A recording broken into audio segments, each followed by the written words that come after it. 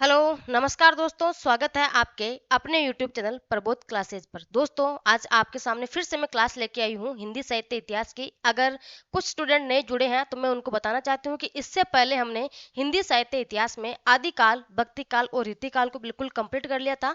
लगभग आपकी 70 से 80 क्लासेस साथियों आदिकाल, भक्तिकाल और रीतिकाल के इससे पहले हो चुकी हैं, जिसमें आपके बात करती हूँ। उसके बाद आधुनिक काल, तो साथियों आधुनिक काल में हमने सबसे पहले भारतेंदु युग को देखा था। उसके बाद हमने बात की थी द्विवेदी युग की, और द्विवेदी युग की आज की आपकी जो है साथियों लगभग तीसरी क्लास है। इससे पहले आपकी एक क्लास हुई थी जिसमें आपके द्विवेदी युग के प्रमुख कवियों को हमने क्रम के अनुसार देखा था, लेकिन उस क्लास को मैं एक बार फिर से थोड़ा सा रिवाइज करवाऊंगी, क्योंकि उस क्लास में थोड़ी सी आवाज की प्रॉब्लम थी, है ना। तो कुछ लोग नए जुड़े हैं तो चैनल को सब्सक्राइब जरूर कर लेना, क्योंकि साथियों यहाँ आपको हिंदी साहित्य इतिहास बिल्कुल जो नोट्स आपको प्रोवाइड करवाए गए थे वही नोट्स आपको यहाँ पे रिविजन भी करवाए जा रहे हैं, है ना। तो बिल्कुल शुरुआत करते हैं अपनी क्लास का बिना किसी देरी के।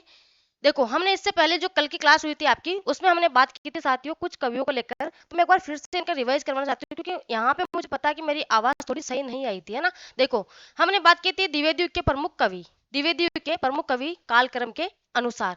सबसे पहले हमने यह बात की थी, सबसे पहले कवि आते हैं आपके साथियों। एक तरफ आपके इनका जन्म लिखा हुआ है, दूसरी तरफ इनका निधन लिखा हुआ है, ठीक है। सबसे पहले हम बात करते हैं श्रीधर पाठक जी। इनका जन्म 1859 ईस्वी में हुआ था और इनका निधन 1928 ईस्वी में हुआ था। अगले कवि नाथूराम शर्मा शंकर। इनका जन्म 1859 में और इनका निधन 1932 ईस्वी में हुआ था, ठीक है। महावीर प्रसाद द्विवेदी। इनका जन्म जो है साथियों 1864 में, निधन 1938 ईस्वी में हुआ था। आगे हम बात करते हैं इनके समय के। देखो आपके लगभग पूरे कवि हैं द्विवेदी युग के, और इन सभी कवियों को हम पढ़ेंगे, एक भी कवि इसमें से स्किप हम नहीं करेंगे। देखो, अयोध्या सिंह उपाध्याय हरिओद, हरिओद जी की हम बात करते हैं साथियों 1865 से 1947 इसका समय है। लाला भगवान दीन। इनका समय है 1866 से लेकर 1930 ईस्वी, है ना। जगन्नाथ दास रत्नाकर। इनका समय है 1866 से 1930। आगे हम बात करते हैं। देखो, जगन्नाथ दास रत्नाकर 1866 से 1932 ईस्वी इनका समय है। राय देवी प्रसाद पूर्ण। इनका समय था साथियों 1868 से 1915। रामचरित उपाध्याय। इनका समय है 1872 से 1938। कामता प्रसाद गुरु। इनका समय है 1875 से 1947। सत्यनारायण कवि रत्न। इनका समय है साथियों 1880 से 1918 ईस्वी। गया प्रसाद शुक्ल स्नेही। इनका समय है 1883 से लेकर आपके 1972 ईस्वी तक। रूप नारायण पांडे। इनका समय है 1884 से 1959। यहाँ 1900 कर लेना, ठीक है। जिन लोगों ने नोट्स परचेज किया उनके हो सकता है ऐसी मिस प्रिंटिंग हुई हो, तो यहाँ पे कर लेना 1959, ठीक है। आगे हम बात करते हैं मैथिली शरण गुप्त जी। मैथिली शरण गुप्त जी की हम बात करते हैं साथियों, तो इनका समय है 1886 से 1964 ईस्वी। अगले कवि हैं आपके राम नरेश त्रिपाठी। 1889 से 1962 ईस्वी। माखन लाल चतुर्वेदी। इनका समय है 1889 से लेकर 1968 ईस्वी। इसके बाद आगे हम बात करते हैं मुकुटधर पांडे, मोस्ट कवि ये भी 1895 से लेकर 1960 ईस्वी इनका क्या है समय रहने वाला है। आगे आपके अगले कवि आते हैं सियाराम शरण गुप्त जी। इनका जो समय है साथियों 1895 से लेकर 1963 ईस्वी। बालकृष्ण शर्मा नवीन। इनका समय है 1897 से 1960 ईस्वी। सुभद्रा कुमारी चौहान, बहुत ही महत्वपूर्ण है ये भी साथियों। इनका समय क्या है 1905 से 1948 ईस्वी। जगन्नाथ प्रसाद मिलिंद। इनका समय है 1907 से 1986 ईस्वी। उसके बाद अगले कवि आते हैं रामधारी सिंह दिनकर जी। इनका समय है 1908 से 1974 ईस्वी। सोहनलाल द्विवेदी। इनका समय कितना है 1905 ईस्वी, ठीक है। कुछ अन्य कवि हैं जिनको भी हम पढ़ लेंगे। कुछ अन्य कवि की अगर हम बात करते हैं तो श्याम नारायण पांडे, सैयद अमीर अली मीर, ठीक है। इनका समय क्या है 1873 से 1937 ईस्वी। गोपाल शरण सिंह। इनका समय है 1891 से 1960 ईस्वी। गिरिधर शर्मा नवरत्न। इनका समय है 1881 से 1961 ईस्वी। ये क्लास आपके पहले हो चुकी थी साथियों, लेकिन उस क्लास में थोड़ी वॉइस प्रॉब्लम की वजह से मैंने इसको फिर से दोबारा आपको रिपीट करवा दिया था, ठीक है। अब आज की क्लास में हम बात करेंगे सबसे पहले किनके साथियों, महावीर प्रसाद द्विवेदी जी के बारे में। देखो, हम बात करते हैं इनके बारे में सबसे पहले इनके जन्म और इनके निधन के बारे में। इनका जन्म 1864 ईस्वी में हुआ था और इनका निधन जो है साथियों 1938 ईस्वी में हुआ था, है ना। इनका जन्म 1864 ईस्वी में कहाँ हुआ था, रायबरेली उत्तर प्रदेश में। निधन इनका 1938 ईस्वी में हुआ था। बिल्कुल मोस्ट है, क्रम के रूप में आपका यहाँ से प्रश्न भी आ सकता है। आगे हम बात करते हैं इनकी प्रमुख विशेषताएं। कौन कौन सी हैं? देखो, हिंदी का भारी लेखक साथियों महावीर प्रसाद द्विवेदी जी को हिंदी का भारी लेखक किसने कहा था? तो मिस्र बंधुओं ने इनको हिंदी का भारी लेखक कहा था। महावीर प्रसाद द्विवेदी सरस्वती में भुजंग भूषण भट्टाचार्य के छद्म नाम से लेख लिखते थे। किसमें साथियों? जो सरस्वती पत्रिका थी, इसमें महावीर प्रसाद द्विवेदी भुजंग भूषण भट्टाचार्य के छद्म नाम से क्या लिखते थे? एक लेख से लिखते थे। ठीक है, आगे हम बात करते हैं 1903 से लेकर 1920 ईस्वी तक सरस्वती पत्रिका का इन्होंने क्या किया था साथियों? संपादन भी किया था। तो साथियों सरस्वती पत्रिका का संपादन करने वाले कब से लेकर कब तक? 1903 से लेकर 1920 तक इसका संपादन करने वाले कौन है? महावीर प्रसाद द्विवेदी जी हैं। बिल्कुल वेरी वेरी मोस्ट लगा लेना इसको भी। ठीक है, आगे हम बात करते हैं आरंभ में यानी सबसे पहले रेलवे में इन्होंने नौकरी की थी। उसके बाद ये उच्च अधिकारी से अनबन के कारण साथियों वहां से इन्होंने क्या किया था? त्याग पत्र दे दिया था। सबसे पहले रेलवे में नौकरी करते थे, लेकिन इनसे जो बड़े अधिकारी थे उनसे इनकी लड़ाई झगड़ा होने के कारण इन्होंने क्या किया था? वहां से इन्होंने त्याग पत्र दे दिया था। ठीक है, आगे हम बात करते हैं इन्होंने हिंदी गद्य एवं पद्य की भाषा का परिष्कृत किया था। इनकी रचनाओं की संख्या कितनी है? लगभग इनकी रचनाओं की संख्या साथियों 80 मानी जाती है। कितनी? लगभग इनकी रचनाओं की संख्या कितनी? 80 मानी जाती है। शुक्ल ने इनके निबंधों को लेख मात्र कहा था। क्या कहा था साथियों? आचार्य रामचंद्र शुक्ल जी ने इनके निबंधों को लेख मात्र भी कहा था। ये नायिका भेद वर्णन के विरोधी थे। महावीर प्रसाद द्विवेदी जो है साथियों, ये नायिका भेद के क्या है? वर्णन के विरोधी भी है। ठीक है, आगे चले। इनकी संपूर्ण रचनाओं का प्रकाशन महावीर प्रसाद द्विवेदी रचनावली के नाम से 15 खंडों में हुआ था। कितने खंडों में साथियों? लगभग आपके 15 खंडों में इनका वर्णन हुआ था। आगे चले, देखो महावीर प्रसाद द्विवेदी सरलता, सादगी, असलियत व जोश के कवि माने जाते हैं। वेरी वेरी मोस्ट है कि महावीर प्रसाद द्विवेदी साथियों, ये आपके कथन के रूप में प्रश्न आया था पहले, जब भी एग्जाम में आया था पहले एक बार, ये आपके कथन से समझे कि ये कथन किसका है। तो महावीर प्रसाद द्विवेदी सरलता, सादगी, असलियत व जोश के कवि माने जाते हैं। किसका कथन है? तो महावीर प्रसाद द्विवेदी जी का कथन है। आगे हम बात करते हैं महावीर प्रसाद द्विवेदी की हे कविते, जिसका प्रकाशन वर्ष है 1900 ईस्वी, नाम से पहली कविता सरस्वती पत्रिका में छपी थी। बिल्कुल वेरी वेरी मोस्ट साथियों, ये प्रश्न आपके काफी बार पूछा गया था। चार्ज लगाना सर एक बार इसको।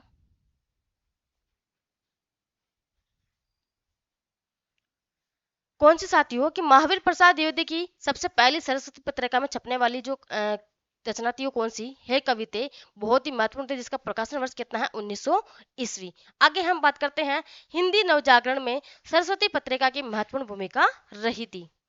आगे बात करें, देखो नवजागरण देशभक्ति, स्वतंत्रता, राष्ट्र उत्थान की भावनाएं जागृत करने में सरस्वती ने महत्वपूर्ण भूमिका निभाई थी। इस पत्रिका के माध्यम से तत्कालीन समाज में जन जागृति की लहर को फैलाया था। ये भी आपको कुछ महत्वपूर्ण जो आपकी विशेषता है आपको ध्यान रखनी है सरस्वती पत्रिका को लेकर।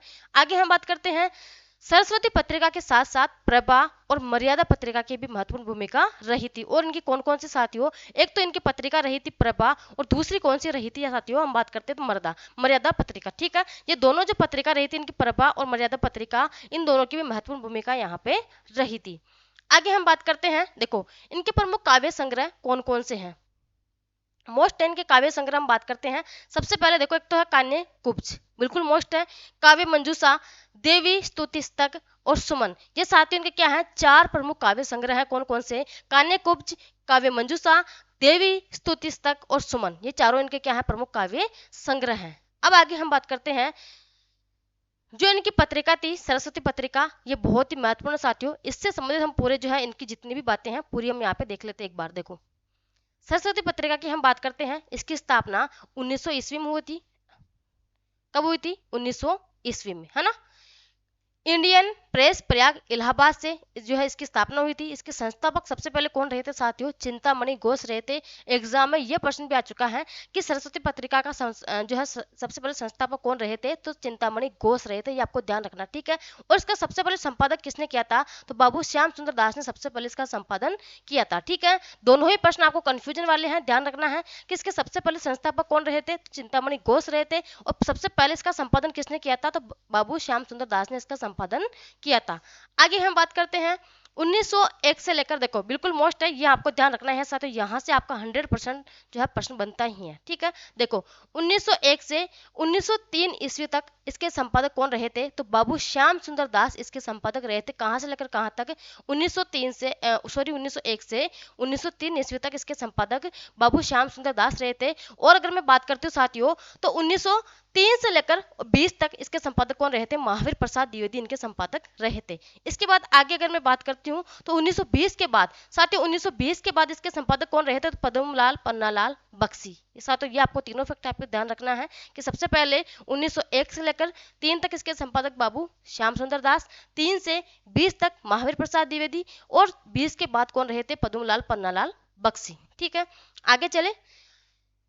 आगे हम बात करते हैं, देखो सरस्वती संपादक मंडल बनाया जिसने 5 सदस्य थे। देखो एक मंडल बनाया गया था साथियों, सरस्वती संपादक मंडल। ठीक है, इसमें कितने सदस्य थे? 5 सदस्य थे। और मैंने इसको ट्रिक भी बनाई थी, जग बाबू राधा की खत्री। देखो इस प्रकार से आप बहुत ही अच्छी तरीके से याद रख सकते हो कि जग बाबू राधा की खत्री। सबसे पहले हम बात करें इसके मंडल में कौन कौन से सदस्य थे। बाबू जगन्नाथ दास रत्नाकर सबसे पहले, फिर आपके बाबू श्याम सुंदर दास हो गए, राधा कृष्ण दास हो गए, किशोरीलाल गोस्वामी हो गए, और कार्तिक प्रसाद खत्री हो गए। साथ ही प्रमुख 5 जो सदस्य हैं ये किसमें? सरस्वती पत्रिका के संपादक मंडल ये रहे थे। कौन कौन से? जगन्नाथ दास रत्नाकर, बाबू श्याम सुंदर दास, राधा कृष्ण दास, और किशोरीलाल गोस्वामी, और एक और कौन से? आपके कार्तिक प्रसाद खत्री। तो इस ट्रिक से आप याद रख सकते हो कौन कौन सी, कि जग बाबू राधा की खत्री, जग यानी आपके जगन्नाथ दास रत्नाकर, बाबू यानी आपके बाबू श्याम सुंदर दास, राधा यानी आपके राधा कृष्ण दास की किशोरीलाल गोस्वामी, और खत्री यानी आपके कार्तिक प्रसाद खत्री। इस प्रकार से साथियों आप इसको याद रख सकते हो, और बिल्कुल मोस्ट है, यहाँ से जरूर प्रश्न आता ही है कि सरस्वती पत्रिका के मंडल में जो है निम्न में से कौन सा सदस्य इसमें से नहीं है। तो आपको एक ट्रिक याद रखनी है कि जग बाबू राधा की खत्री, जग बाबू राधा की खत्री। जहां तक मुझे लगता है आप सभी को ये ट्रिक याद भी हो गई होगी। अब आगे हम बात करते हैं इनकी प्रमुख रचनाएं कौन कौन सी हैं। देखो रचना की हम बात करते हैं, सबसे पहले हम बात करेंगे इनकी मौलिक रचनाएं कौन सी हैं, अनुदित रचनाएं कौन सी हैं, मौलिक गद्य रचनाएं और अनुदित गद्य रचनाएं। देखो इनकी रचनाएं जो साथियों 4 भागों में डिवाइड है। सबसे पहले हम बात करते हैं मौलिक पद्य रचनाएं, अनुदित पद्य रचनाएं, मौलिक गद्य रचनाएं, अनुदित गद्य रचनाएं। ठीक है, चारों प्रकार के हम देखेंगे यहाँ पे। सबसे पहले हम बात करते हैं मौलिक पद्य रचनाएं इनकी कौन कौन सी हैं। बिल्कुल मोस्ट है, और जिनको मैं मोस्ट लगाती चलो कम से कम आप उनको तो याद रख ही लेना। ठीक है, देखो मौलिक पद्य रचना सबसे पहले रचना इनकी कौन सी है? देवी स्तुति स्तक। इसका प्रकाशन वर्ष कितना है? 1892 ईस्वी। ठीक है, 92 बोल रही हूँ मैं आप। ठीक है, देवी स्तुति स्तक इसका प्रकाशन वर्ष कितना है? 1892 ईस्वी। बिल्कुल मोस्ट है, इसको मोस्ट लगा लेना। कान्य कुब्जावली व्रतम 1898 ईस्वी इसका प्रकाशन वर्ष है। समाचार पत्र संपादक स्तव है, इसका प्रकाशन वर्ष कितना है? 1898 ईस्वी। एक है नागरी, बिल्कुल मोस्ट है, 1900 ईस्वी। काव्य मंजूषा बिल्कुल मोस्ट है, 1903 ईस्वी इसका प्रकाशन वर्ष है। कान्य कुब्ज अबला विलाप बिल्कुल मोस्ट है, 1907 ईस्वी इसका क्या है? प्रकाशन वर्ष है। अगली है कविता कलाप, 1909 ईस्वी इसका प्रकाशन वर्ष है। सुमन बिल्कुल मोस्ट है, 1923 ईस्वी इसका क्या है? प्रकाशन वर्ष है। द्विवेदी काव्यमाला 1940 ईस्वी इसका प्रकाशन वर्ष है, और इसके 2 भाग है। इसके संपादक कौन रहे थे? तो देवीदत्त शुक्ल इसके संपादक रहे थे। ठीक है, आगे चले। अब हम बात करते हैं अनुदित पद्य रचनाएं कौन कौन सी इनकी बिल्कुल वेरी वेरी मोस्ट है। पहले मैंने लगा रखा कि वेरी वेरी मोस्ट रचनाएं अनुदित पद्य रचनाएं। देखो सबसे पहले रचना इनकी कौन सी है? विनय विनोद, प्रकाशन वर्ष 1889 ईस्वी। भृतहरि के वैराग्य स्तक का दोहा छंद में अनुवाद इसमें हुआ था। किसका साथियों? भृतहरि के वैराग्य स्तक का दोहा छंद में अनुवाद इसमें किया गया था, है ना। बिल्कुल मोस्ट है विनय विनोद, प्रकाशन वर्ष 1889 ईस्वी। एक है विहार वाटिका, इसका प्रकाशन वर्ष 1890 ईस्वी है।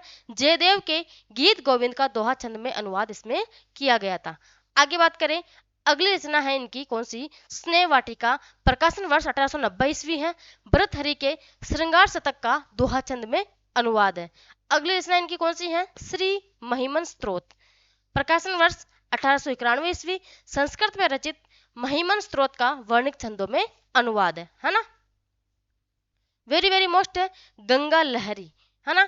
गंगा लहरी की हम बात करते हैं, प्रकाशन वर्ष 1891 ईस्वी है।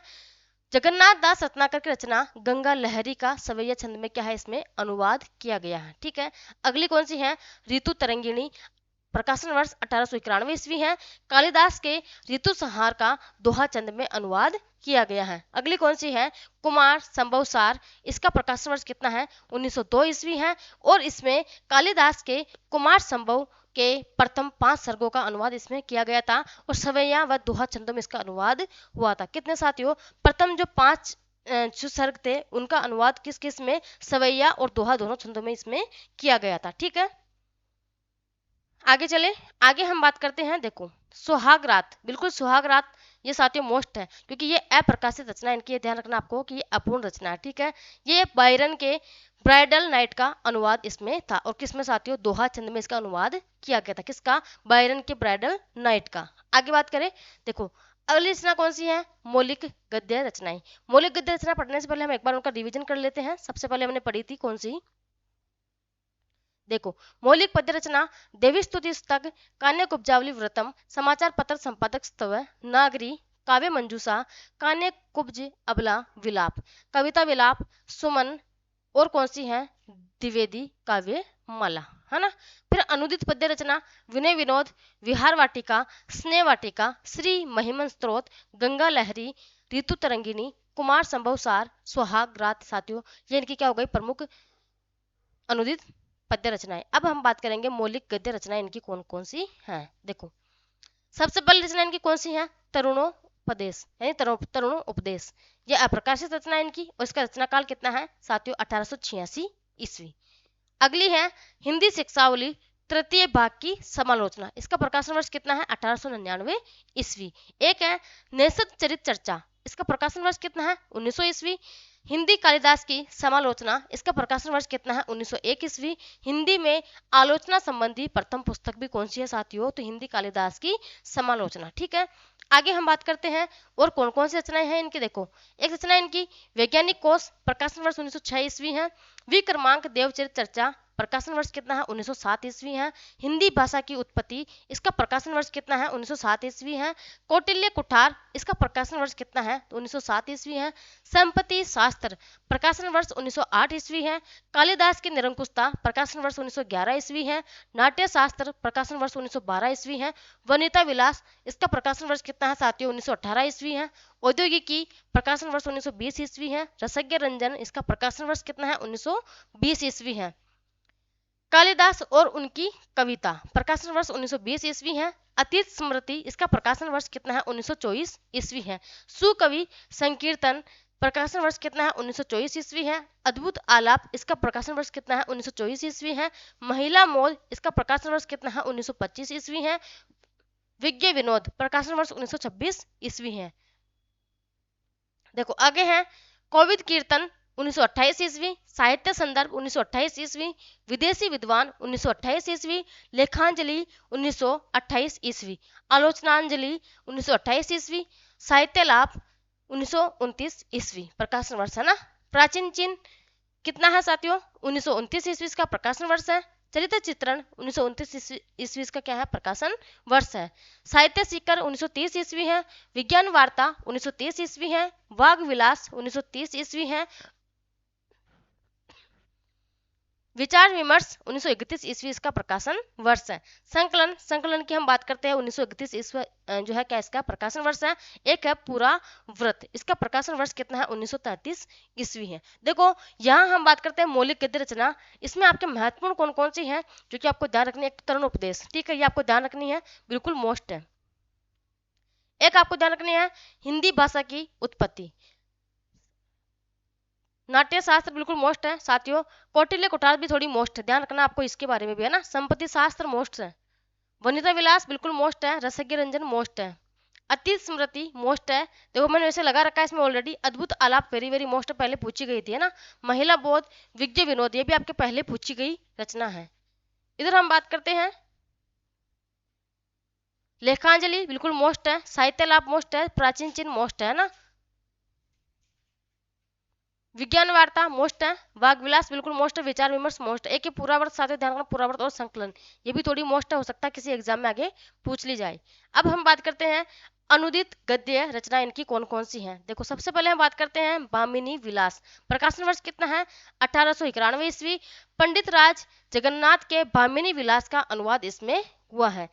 अगली रचना कौन सी है? अमृत लहरी। इसका प्रकाशन वर्ष कितना है? 1896 ईस्वी है। पंडित राज जगन्नाथ के यमुना स्त्रोत का अनुवाद इसमें हुआ है। ठीक है, आगे हम बात करते हैं बेकन विचार रत्नावली। प्रकाशन वर्ष कितना है? 1901 ईस्वी है। बेकन के निबंधों का इसमें अनुवाद हुआ है। आगे हम बात करते हैं शिक्षा। शिक्षा की हम बात करते हैं साथियों, 1906 ईस्वी इसका प्रकाशन वर्ष है।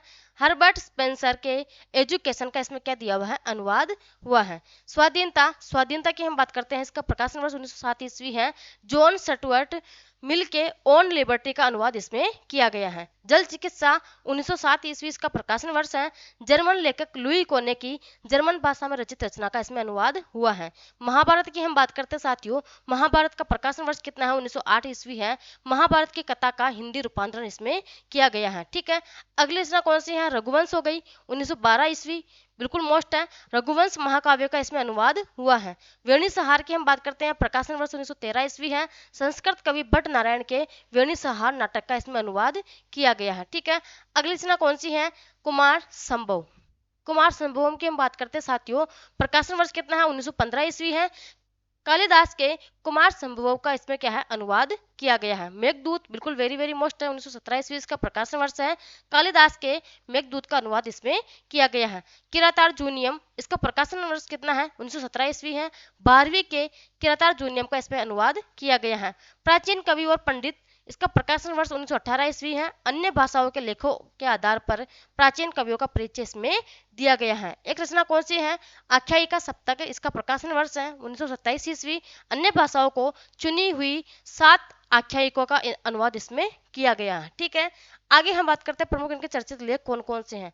इनको पढ़ने से पहले साथियों एक बार इनकी जो रचना है कौन सी, अनुदित गद्य रचना कौन कौन सी इसमें मोस्ट हम बात करते हैं। देखो, हालांकि इसकी लगभग जो है सारी रचना मोस्ट है, लेकिन फिर भी आपको ध्यान रखनी है, भामिनी विलास बिल्कुल मोस्ट है, अमृत लहरी मोस्ट है ना। आगे आपको ध्यान रखनी है महाभारत बिल्कुल वेरी वेरी मोस्ट है। एक आपको ये ध्यान रखनी है कौन सी? शिक्षा, ये भी मोस्ट है। रघुवंश और वेणी सहार दोनों ही वेरी वेरी मोस्ट है साथियों। वेणी सहार आपके काफी बार एग्जाम में पूछी गई है। कुमार संभव काफी बार एग्जाम में पूछी गई है। मेघदूत पूछी गई है ऑलरेडी, और किरातार्जुनी में भी आपके पहले एग्जाम में पूछी गई है। ठीक है, एक आख्यायिका सप्तक, ये भी आपको मोस्ट लगा लेना है। अब हम आगे बात करते हैं साथियों इनके प्रमुख चर्चित लेख कौन कौन से हैं।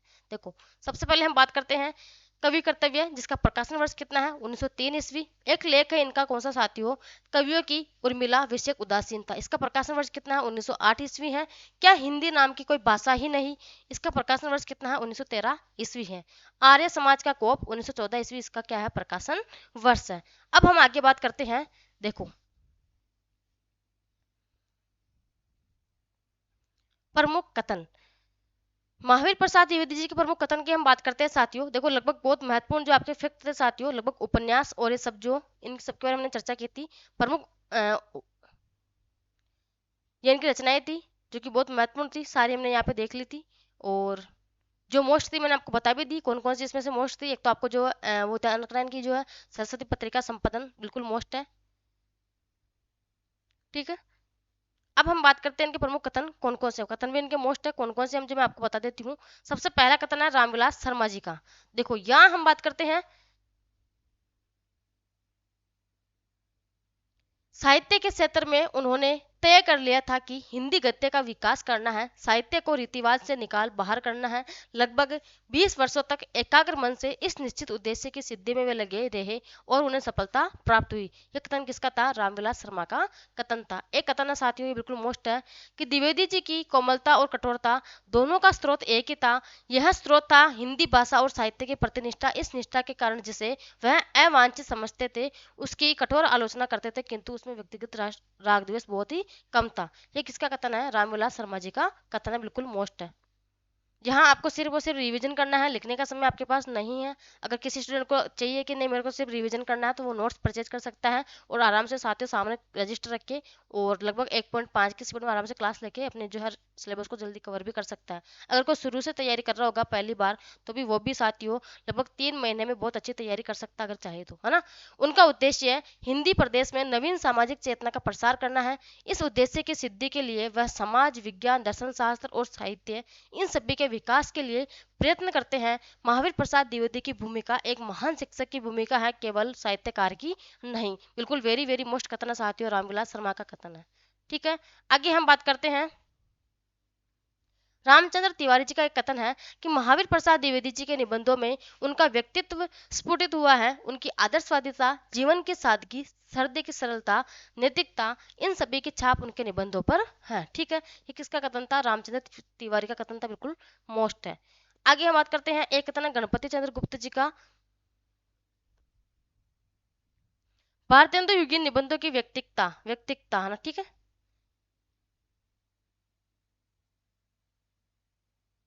ये आपको ध्यान रखना है। व्यक्तित्व का प्रदर्शन, सजीवता, रोचकता एवं सहज उच्च श्रृंखलता। ठीक है, उच्च श्रृंखलता, ये भी आप सही कर लेना, यहाँ पे उच्च श्रृंखलता का द्विवेदी के निबंधों में अभाव सा है। उनके निबंधों में भाषा की शुद्धता, सार्थकता, एक रूपता इधर है ना, एक रूपता, शब्द प्रयोग, पटुता आदि गुण तो मिलते हैं, किंतु पर्यवेक्षण की सूक्ष्मता, विश्लेषण की गंभीरता, चिंतन और मौलिकता की उनमें बहुत ही कम है। ठीक है, ये किसका है? गणपति चंद्र गुप्त जी का कथन है। एक कथन है साथियों रामचंद्र शुक्ल जी का है। द्विवेदी जी के लेखों को पढ़ने से जान पड़ता है कि लेखक बहुत मोटी अकल के पाठकों के लिए लिख रहा है। यह उनकी उनकी यह व्यास शैली विपक्षी को कायल करने के प्रयत्न में बड़े काम की है। बिल्कुल मोस्ट शुक्ल जी का कथन, तो आपको पता है कि हर एक कथन इनका मोस्ट होता है। एक कथन और साथियों महावीर प्रसाद द्विवेदी जी का खुद का है कि जिस जाति, ये आपके पहले अभी यूजीसी नेट पे पूछा गया कथन था। ठीक है, यूजीसी नेट पे पूछा गया कथन था कि जिस जाति की सामाजिक अवस्था जैसी होती है उसका साहित्य भी ठीक वैसा ही होता है। जातियों की समता और सजीवता यदि कहीं प्रत्यक्ष देखने को मिल सकती है तो उनके साहित्य रूपी आईने में ही मिल सकती है। ठीक है, ये कथन किसका था? महावीर प्रसाद द्विवेदी जी का कथन था। कुछ विशेषता और कथन और इनके देख लो। अंतःकरण की प्रवृत्तियों के चित्रण का नाम क्या है? कविता है। बिल्कुल मोस्ट है, शुक्ल जी के कथन है। अर्थ सौष्ठव ही कविता का प्राण है, ये भी किसका है? शुक्ल जी का कथन है। सादगी, असलियत और जोश समन्वित रचना काव्य है, ये किसका है? शुक्ल जी का कथन है, और ये आपके पहले पूछा गया था एग्जाम में, है ना। ज्ञान राशि के सिंचित कोश का नाम क्या है? साहित्य है, ये भी शुक्ल जी का कथन है। बिल्कुल वेरी वेरी मोस्ट है, चारों ही कथन आते वेरी मोस्ट लगा लेना इनको, है ना। आगे हम बात करते हैं, अंतिम कथन है, ये भी रामचंद्र शुक्ल जी का है कि शिक्षित कवि की उक्तियों में चमत्कार का होना परम आवश्यक है। कविता में यदि चमत्कार नहीं तो विलक्षणता नहीं तो उसमें आनंद की प्राप्ति नहीं हो सकती। ठीक है, ये भी किसका कथन है? रामचंद्र शुक्ल जी का कथन है। साथियों आपके यहाँ पर समाप्त हुआ महावीर प्रसाद द्विवेदी, और कोशिश मैंने यही की कि बहुत कम समय में आपको जल्दी जल्दी रिवीजन करवा दूं, क्योंकि आपके जो है साथियों लगभग आपके मार्च अप्रैल में शायद ना आपके एमपी वालों का एग्जाम है, और आपके आरपीएससी का एग्जाम जून में है। तो मैं ये चाहती हूँ कि जल्दी से हिंदी साहित्य का इतिहास कवर करवा के एक बार आपको काव्य शास्त्र भी जल्दी से कंप्लीट करवा दूँ, है ना। तो आज के लिए धन्यवाद। कल की क्लास में हम बात करेंगे मैथिली शरण गुप्त जी के बारे में।